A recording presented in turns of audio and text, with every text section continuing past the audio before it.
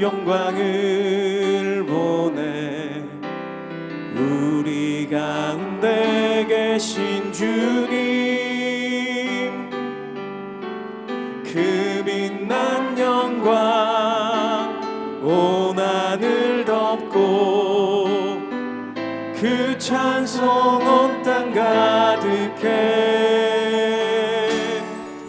내 눈 주의 영광을 보내 찬송 가운데 서신 주님, 주님의 얼굴은 온 세상 향하네. 권능의 발을 드셨네. 주의 영광 이곳에 가득해. 우린 선의 주님과 함께 찬양하며 우리는 전진하리. 모든 열방 주 볼 때까지. 제14장. 안식일에 예수께서 한 바리새인 지도자의 집에 떡 잡수시러 들어가시니 그들이 엿보고 있더라. 주의 앞에 수중병 든 한 사람이 있는지라. 예수께서 대답하여 율법 교사들과 바리새인들에게 이르시되 안식일에 병 고쳐주는 것이 합당하냐 아니하냐. 그들이 잠잠하거늘 예수께서 그 사람을 데려다가 고쳐 보내시고 또 그들에게 이르시되 너희 중에 누가 그 아들이나 소가 우물에 빠졌으면 안식일에라도 곧 끌어내지 않겠느냐. 그들이 이에 대하여 대답하지 못하니라. 청함을 받은 사람들이 높은 자리 택함을 보시고 그들에게 비유로 말씀하여 이르시되 네가 누구에게나 혼인잔치에 청함을 받았을 때 높은 자리에 앉지 말라. 그렇지 않으면 너보다 더 높은 사람이 청함을 받은 경우에 너와 그를 청한 자가 와서 너더러 이 사람에게 자리를 내주라 하리니 그때 내가 부끄러워 끝자리로 가게 되리라. 청함을 받았을 때 차라리 가서 끝자리에 앉으라. 그러면 너를 청한 자가 와서 너더러 벗이어 올라 앉으라 하리니 그때야 함께 앉은 모든 사람 앞에서 영광이 있으리라. 무릇 자기를 높이는 자는 낮아지고 자기를 낮추는 자는 높아지리라. 또 자기를 청한 자에게 이르시되 네가 점심이나 저녁이나 베풀거든 벗이나 형제나 친척이나 부한 이웃을 청하지 말라. 두렵건대 그 사람들이 너를 도로 청하여 네게 갚음이 될까 하노라. 잔치를 베풀거든 차라리 가난한 자들과 몸 불편한 자들과 저는 자들과 맹인들을 청하라. 그리하면 그들이 갚을 것이 없으므로 네게 복이 되리니 이는 의인들의 부활 시에 네가 갚음을 받겠음이라. 오늘도 말씀 앞에 나오신 성도님들을 사랑하고 축복합니다. 사랑하는 성도 여러분, 한 주간 누구와 함께 식사하셨나요? 요즘은 한 집에 살면서도 함께 밥을 먹는 일이 쉽지 않은 것 같습니다. 어떤 성도님은 아침을 3번 차린다고 하셨습니다. 누군가와 식사를 함께 한다는 것은 기본적으로 좋은 관계이거나 좋은 관계를 맺고 싶은 경우에 이루어집니다. 만나면 기분이 상하는 사람이라면 굳이 함께 밥을 먹거나 차를 마실 이유가 없죠. 오늘 본문도 예수님이 초대된 식사 자리에서 일어난 이야기입니다. 1절과 2절을 보면 안식일에 한 바리새인 지도자가 예수님을 식사 자리에 초대했습니다.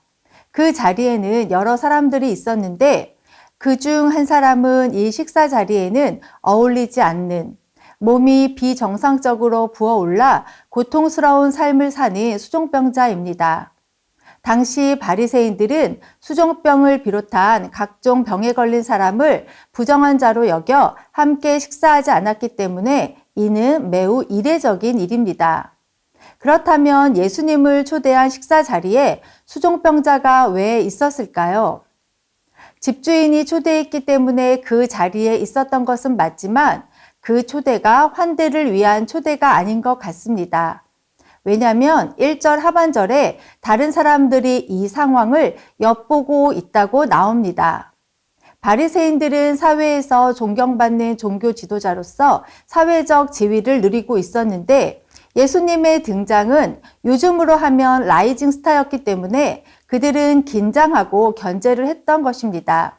그래서 예수님을 따라다니면서 어떻게 하면 예수님의 약점을 잡을까 하여 호시탐탐 기회를 엿보고 심지어는 예수님 앞에 덫을 놓는 일도 여러 번 있었습니다. 가늠하다 현장에서 잡혀온 여자도 이런 경우였습니다. 이런 맥락에서 오늘 식사 자리에 수종병자를 초대한 것 같습니다. 수종병 걸린 사람과 함께 식사를 나누기 위해 초대한 것이 아니라 예수님을 시험할 도구로 자신들의 목적을 달성하기 위한 수단으로 이용하고 있습니다. 수종병자를 이용해서 예수님이 안식일 규례를 어기는지 엿보려는 의도가 있는 초대입니다. 누가복음 13장을 보면 예수님은 이미 안식일에 회당에서 18해 동안이나 귀신 들려 앓으며 꼬부라져 조금 더 펴지 못하는 한 여자를 고치시면서 하나님의 영광을 드러낸 적이 있습니다. 그때 호되게 꾸지람을 받았으면서도 또 안식일에 이를 꾸미는 바리새인들의 모습을 보면 악인들도 악한 일을 위해선 참으로 열심히 산다는 생각이 듭니다. 예수님은 이런 바리새인들의 속내를 모르지 않으실 텐데 또 초대에 응하십니다. 예수님이 초대에 응하신 이유가 뭘까요? 예수님이 배가 고프셔서? 기득권층과의 친분을 쌓기 위해서? 거기에 떡이 있어서가 아니라 이 자리에 병 때문에 죄인으로 낙인 찍혀 고통받는 한 사람, 사회적 약자로서 정치적으로 악용당해도 찍소리도 못하는 불쌍한 죄인이 있기에 예수님은 또다시 안식일에 바리새인이 초대한 식사 자리에 가신 것입니다. 우리처럼 인맥을 자랑하거나 친분을 과시하기 위해서가 아니라 한 영혼을 긍휼히 여기시는 마음으로 쥐덫 안에 놓인 미끼처럼 사용되는 수종병에 걸린 사람에게 구원을 베푸시기 위해 식사 자리에 가셨습니다. 예수님은 사람을 도구로 보지 않으시고 고치고 치유하고 싸매 주어야 하는 구원의 은혜를 베풀고 사랑해야 할 대상으로 보십니다. 저는 중3 때 반 친구의 전도로 여름 수련회를 가게 되었습니다. 수련회가 뭔지도 모르고 집 떠나 재미있게 노는 줄 알고 갔는데 완전 판단 미스였습니다. 새벽 5시에 깨워 새벽 기도, 2시간씩 설교, 기도, 조별 성극 등 어색하고 생경한 환경에 놓여 있었지만 제가 기대했던 것과는 달랐지만 그곳에서 저는 예수님을 만났습니다. 정확하게는 예수님이 저를 만나주신 것이죠. 본래적 저는 트리플 A로 엄청 소심하고 조용하고 주변에 별 관심이 없었습니다. 사람들 앞에서 말하는 것을 부끄러워하고 너무 떨어서 발표를 잘 하지도 못했습니다. 음악 독창 시험을 볼 때 목소리가 너무 떨려서 끝까지 부르지 못한 악몽이 생각나네요. 제가 이렇게 얘기를 하면 저희 교구분들은 에이 전도사님이요? 라고 믿지 못하세요. 지금 성도님들에게 보여지는 저의 모습은 예수님을 만나고 성령 안에서 변화된 모습입니다. 저에게서 어떤 좋은 것, 선한 것이 보여진다면 그것은 저의 본래적인 것이 아니라 성령님의 은혜로 받은 것입니다. 주님의 환대를 통해 저의 자존감이 높아지고 더 좋은 사람이 된 것이죠. 성도님들도 이런 주님께 받은 환대의 경험이 있을 줄 압니다. 그 환대가 우리를 변화시키고 성장시킨 것입니다.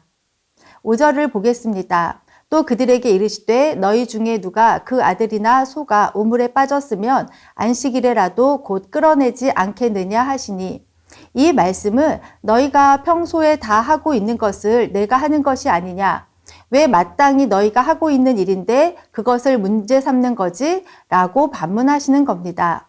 너희들이 자녀나 소유물을 위해서 안식일에 우물에 빠진 그들을 당연하게 건져내는 것처럼 메시아로 오신 예수님에게는 안식일에 병자를 고쳐주는 것이 당연하다는 말씀이죠. 병자도 하나님의 구원이 필요한 하나님께 소중한 자녀이기 때문입니다. 바리새인들은 예수님의 말씀을 듣고 기적도 직접 보았지만 그들은 자신들만의 기준과 관점과 시선이 있었기 때문에 예수님을 통해 아무것도 배우지 못했습니다.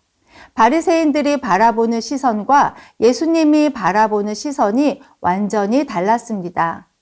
우리도 사람을 이용하려고 하거나 목적을 위해 수단을 가리지 않는다면, 나의 생각과 고집을 내려놓지 않는다면, 예수님을 이용해서 나의 욕심을 채우려고 한다면 우리 또한 바리새인처럼 종교인으로 전락해 버릴 수 있다는 것을 알아야 합니다.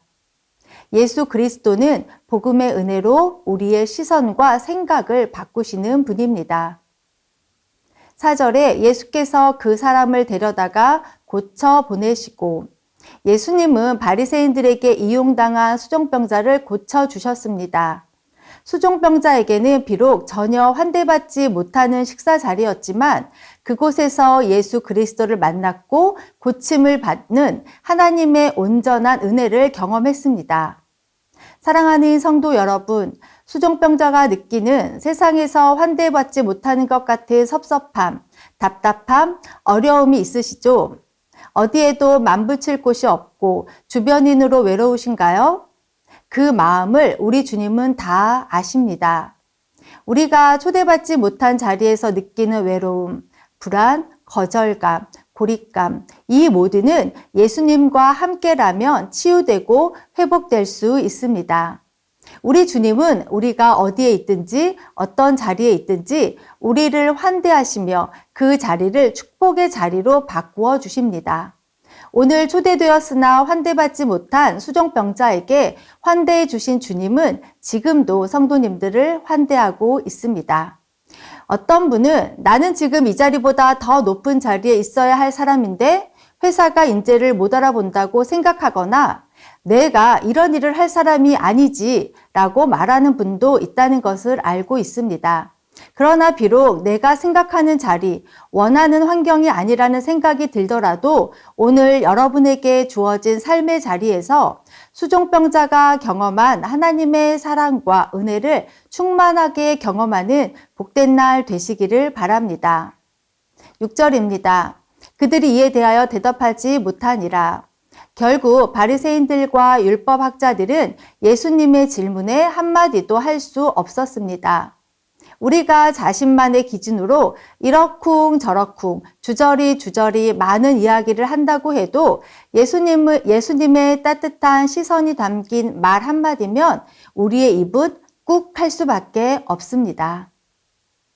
7절입니다. 청함을 받은 사람들이 높은 자리 택함을 보시고 그들에게 비유로 말씀하여 이르시되, 수종병자로 인해 식사 자리가 어수선해진 상황에서 이제 예수님의 시선이 좋은 자리에 앉아 있는 사람들에게 머무셨습니다.